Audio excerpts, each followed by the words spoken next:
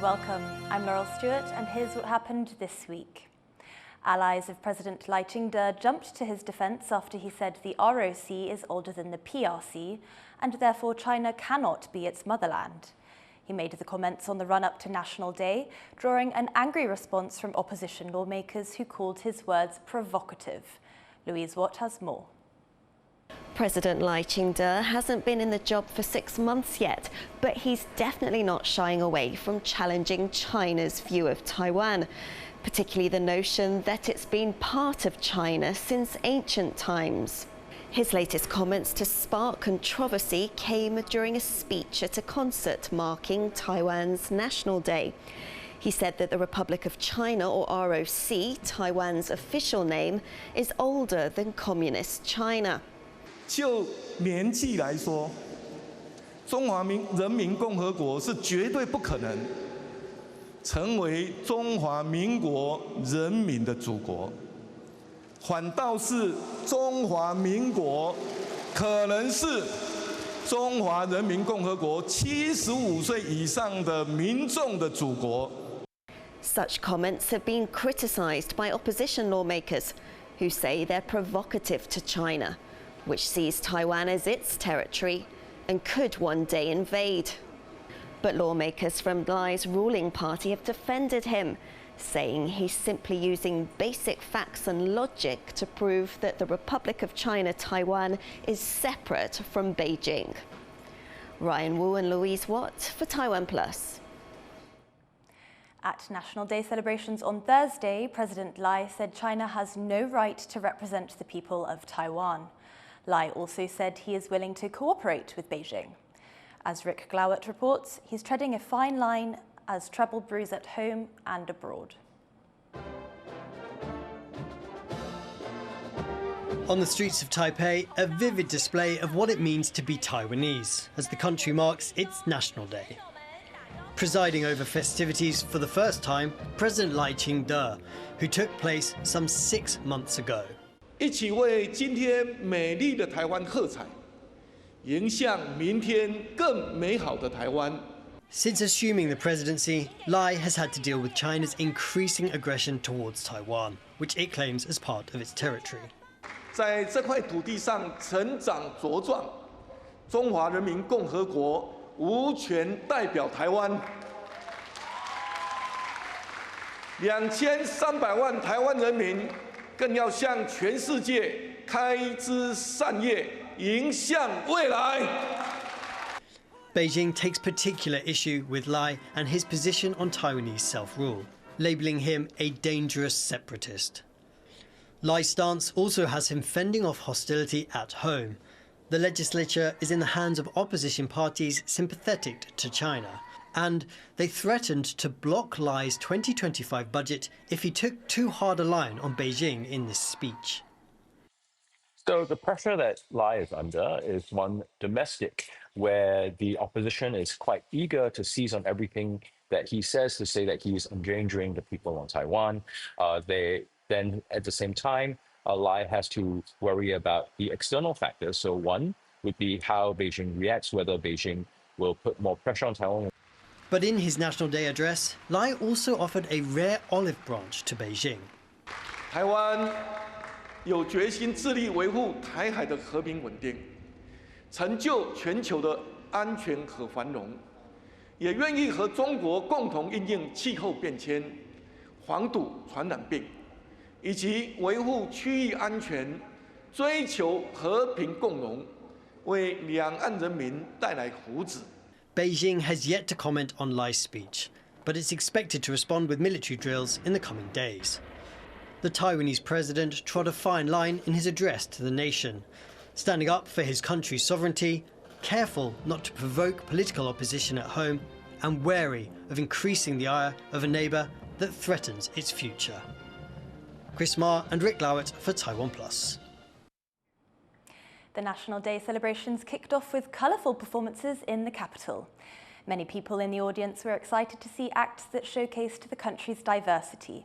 Tiffany Wong was outside the presidential office. 中华民国生日快乐！ wishing the country a happy 113th National Day. Thousands of people came to the presidential office to celebrate this morning, and so did a dozen performance groups showcasing the country's diversity. The Taipei First Girls High School Honor Guard kicked off the parade, accompanied by the Air Force's Brave Eagles aerobatics team. And behind them on the main stage, President Lai Ching-te watching them for the first time as the nation's leader.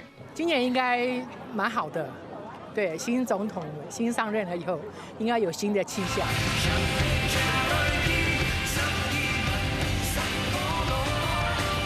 Some spectators were excited to see the same bands that perform each year, while others were there to catch a glimpse of some of the country's hottest athletes, including Olympic champions like gold medalist boxer Lin Yuting and some younger stars. 感谢你们。 龟山少棒队到威廉波特已经第4次了。那这个国庆日，我们很多优秀的运动选手今天都会出现在这个场合，来接受大家共同来庆祝。那我也相信他们的荣耀就是代表为这个国家这块土地而奉献。 There was also a special performance from Alephis, an Amis dance group from Hualien County in East Taiwan, an area hard hit by a deadly earthquake earlier this year.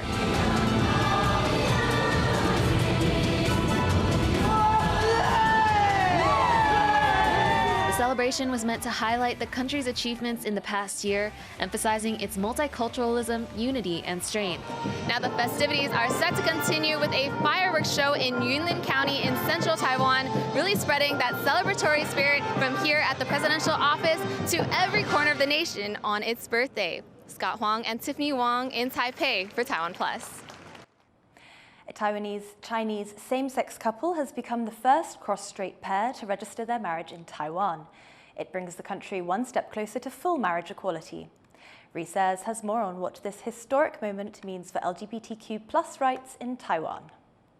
The first Chinese-Taiwanese same-sex couple has officially registered their marriage in the southern city of Kaohsiung, the place they first met back in 2016.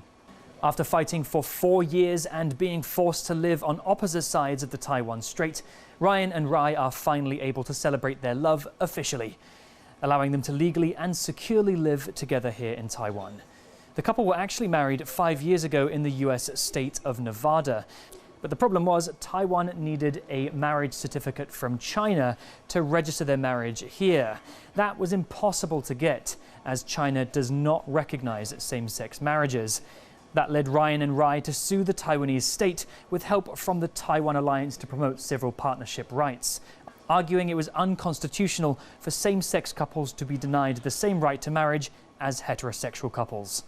They won that case in August, and it was one of the factors that led the Mainland Affairs Council to announce a change to the marriage registration process in September, taking China out of the equation completely and allowing couples to register using a certificate from one of the 35 or so countries that do recognize same-sex marriages.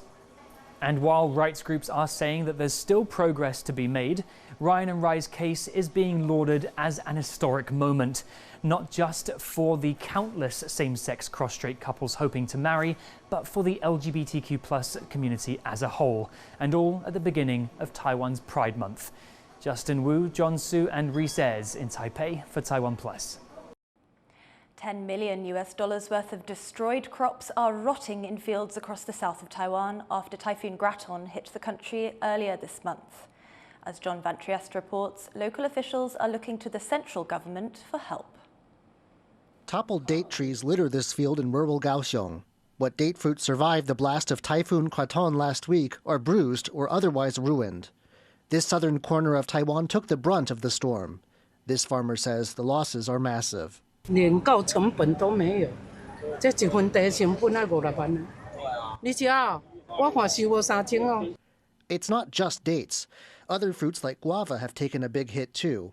Total agricultural losses in Kaohsiung are nearing $3 million. The city's mayor says some help is on the way. 格啦，这些网室等等这些设备，这个我们再来研拟一方案，来给我们农民在这个重建的过程里面能够尽速的能够这个恢复。 But the destruction goes beyond Kaohsiung. In neighboring Pingdong County, losses have broken $7 million, with crops including cucumbers and zucchini devastated. One farmer explains all the investment that went into her crop, all of it now a waste.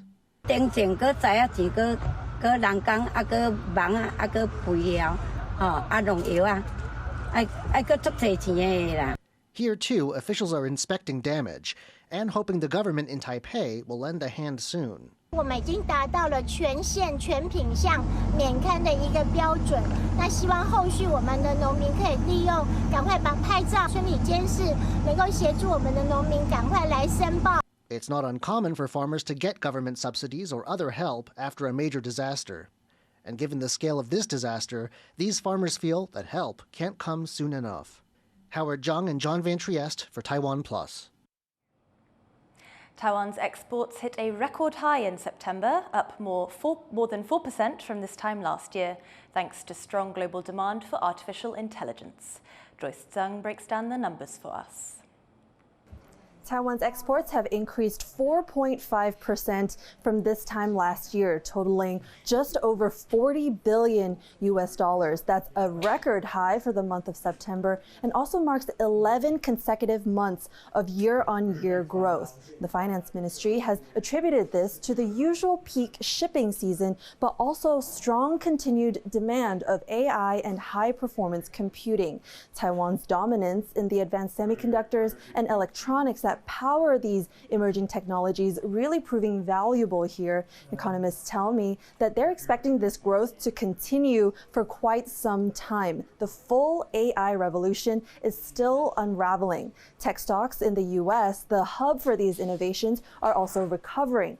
And we're seeing more tech giants like Apple and Meta introduce AI into their devices and their platforms. And so Taiwan's chip makers will be kept busy providing the key tech for that. But what economists are concerned about are the non-tech sectors. If we take a closer look at the exports of conventional products like plastics, rubber, and chemicals, they all fell. And so as the economy grows, which typically increases inflation, the worry is that these non-tech sectors will suffer. A small family-owned farm in California has been growing Taiwanese fruit and vegetables in a suburban backyard for over 20 years. It's become a pillar of the local community, providing a small taste of home over 10,000 kilometers away from Taiwan. Wesley Lewis reports.